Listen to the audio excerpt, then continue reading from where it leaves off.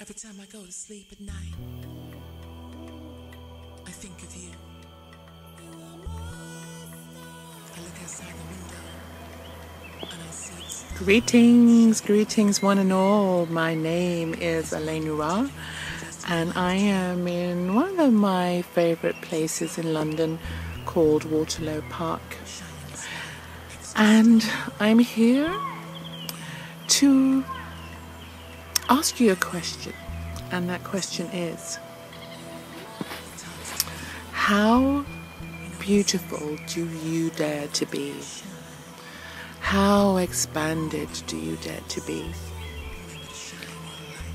How much light do you dare to hold? How much light do you dare to reflect back to another human being? How much love do you dare to express? How much of you do you dare to be? The list goes on. The list goes on. We are in a time now where so many of us no longer have any choice but to be all of that.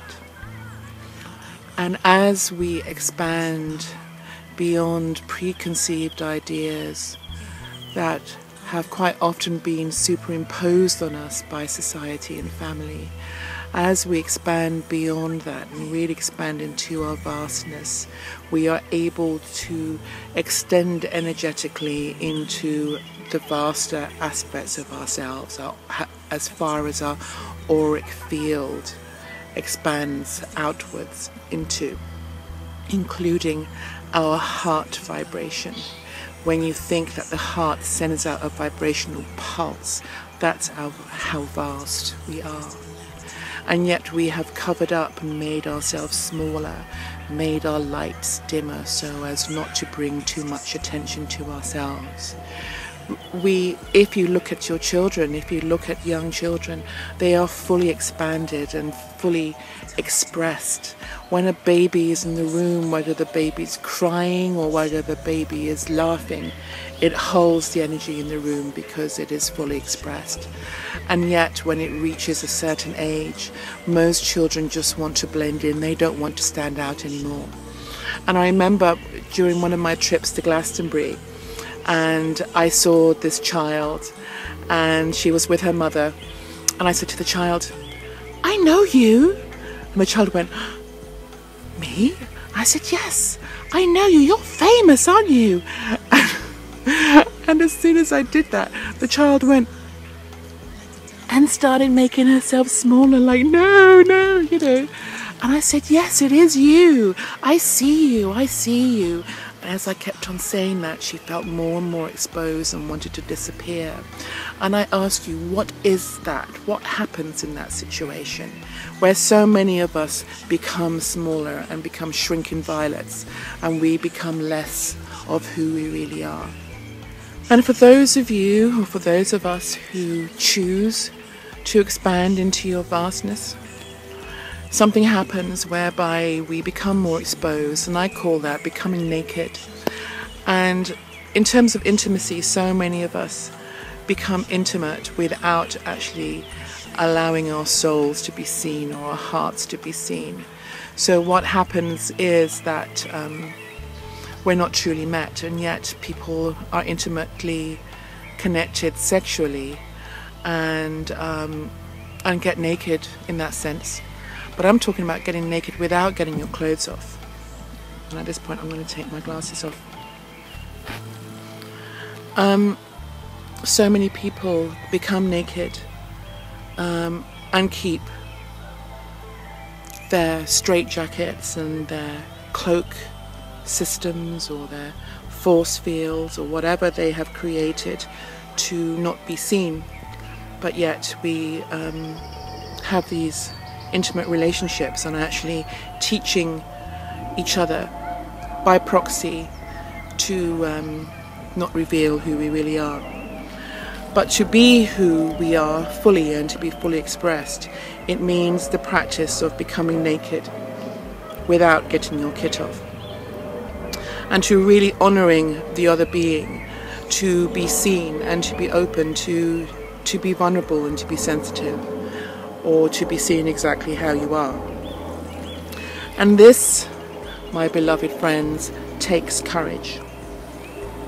Just recently, a few people have come up to me and said, Alaena, I just really want to honour your journey and what you've gone through, and to say I really admire your courage.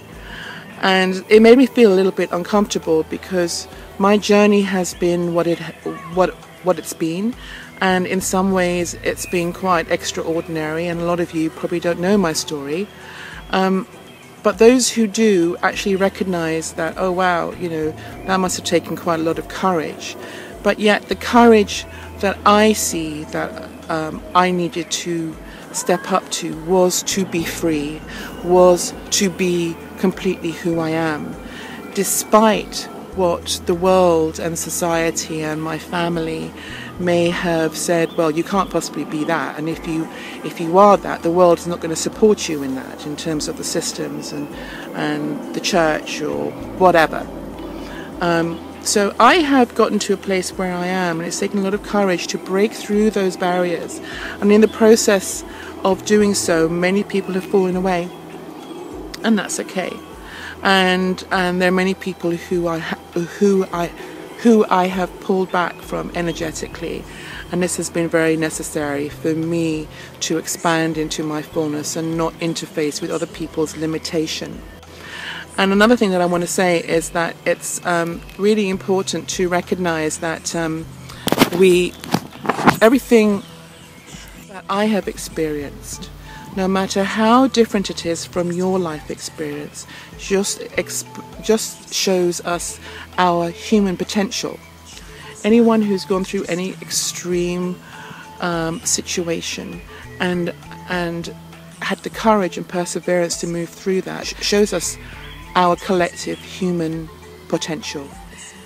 Every opportunity, no matter how difficult it is to go through, offers a gift in your hand to transmute whatever negativity or suffering into something beautiful. And this is the work of the alchemist, to be able to go into the darkness and bring the gift from that place into the light. And when we're able to do that, we become expanded. The presence starts to expand from within us, and something begins to shine, and it is something very special. And people see you and say, there's something different about you. What is it? Why? What is it about you? What is different about you? And it's the fact that we have learned to excavate deeply into our own shadow and into the darkness of our collective shadow, and bring out something into light, and to actually make it into something else. And for those of us who have experientially gone through these things and gone through various transmutations of conditions and programs, and actually shown to the world that there can be another outcome rather than what has been preconceived. So here we are. How beautiful do you dare to be? How magnificent do you dare to be? How open do you dare to be? How expressed, fully expressed do you dare to be? How expanded do you dare to be? How radiant do you dare to be? How much of you do you dare to be?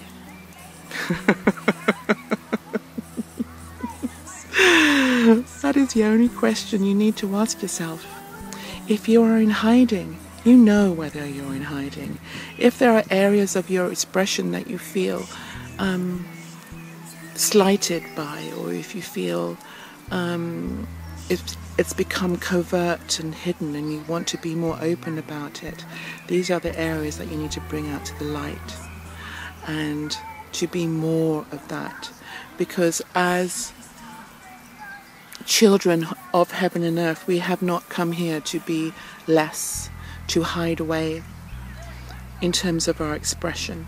You know, we have come here to be fully expressed, and to be open, and a true testimony of how we can be as living beings. So yes, I see you, beautiful beings. I am another you, and I am a reflection of this magnificence that we're all moving towards, a new way of being, of freedom and liberty, of sovereignty. We are all our own standard. So whoever I have become, and in my becoming, is the journey that has been orchestrated for me to walk.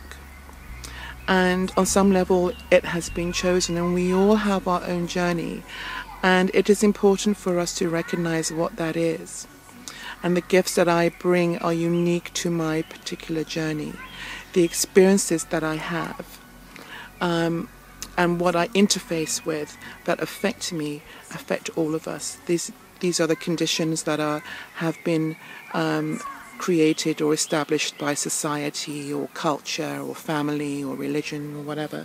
This is something that we all have to interface with before we can really transmute all of those lower elements or base metals into the gold that it really is, which is who we truly are and who we have always actually been. So how beautiful do you dare to be? How expanded do you dare to be? How radiant do you dare to be? How sensual do you dare to be? How much of you do you dare to show of you? How sexy do you dare to be? How wise and connected to life do you dare to be? How much of you do you dare to be? This is the time. This is the time. We have chosen life as a way to experience and to glorify and to affirm that we are born perfect. We are born perfect. For those of you who are Christian, you know, if you truly believe that Jesus came to take our sins away, then that means that he has paved the way for us to be completely who we are. Authentically, in our divinity, the sacredness of our humanity and our expression, the true inner standing of who we are, where there is no separation, where we completely embrace our differences as human potential and also acknowledge what we truly have in common. Our soul templates, our human bodies, our minds, our emotions, and this planet that we exist upon. This is compassion, for us to be compassionate, a passion that is common to all of us. The courage in which people may say, oh, you're really courageous. It's the same courage that anyone needs to have within their own journey to truly move into their fullness. And whether that's dis-ease, a diagnosis, whether that means coming to terms with aspects of your being that you're in denial of, whether it comes from coming to terms with some sort of loss, and using that as a way of expanding and growing. And this is the courage that is necessary to move through certain things and to thinking for yourself based on your own values or newfound values, and to choose something else for yourself that might not be what other people are doing, but is what will serve you and what is required for you to move and to expand organically or organismically into the true being of who you really are. And this is the courage.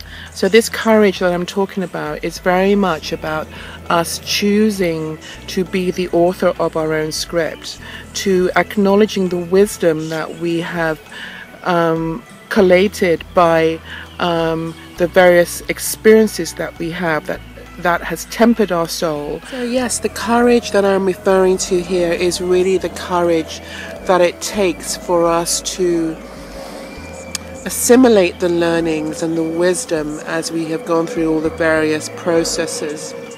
That wherever our individual journey or pathway has taken us, that is unique for our own journey and the lessons that we're here to learn, and for what we're here to remember about ourselves. And once we get to the point where we have transmuted enough, and we have learned to transform certain aspects that we have been taught about ourselves that are not authentic into something beautiful, that we have a tangible experience of the truth of who we are. And from this point, we become the authors of our own script. We step into our own authority based upon our own authentic experiencing of life and ourselves as this human conduit between heaven and earth. And there is nothing else really that matters, since we are truly created as divine beings in the image of Mother, Father, God. The human template has no fault, is perfect, and everything that is required for us to be fully expressed is already within us. So, and it's this unique standard as we embrace and accept the truth of who we are, and we shake off and swat all of those other areas that has held us in bondage and that has held us back from being who we really are. And that includes chasing anything outside of you, including material things. I leave this with you. I love you so much.